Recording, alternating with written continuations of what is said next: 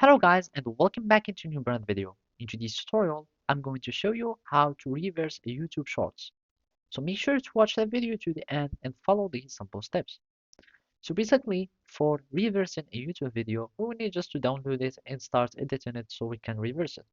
And for this video, we are just going to use two tools. One for downloading the video and one for the reversing effect. So we need just to go to YouTube and then we need just to go to Shorts. And for example, for this video short, we need just to copy the link. Now we will be needing to download this video. So now we're just going to go to the first tool, which is the yt5s.io. And basically, we are just going to paste this one. You click on start and you will have your video to be downloaded. And you will find many tools to download videos. After that, you will need just to go to reverse video online. And basically, you need just to go here and choose a video.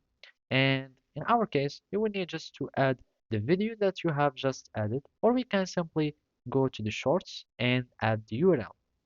After that, you will be able to start, or you will need just to wait for it to uh,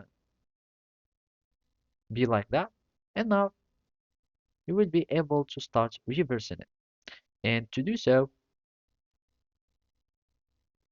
and we need now simply just to click on edit.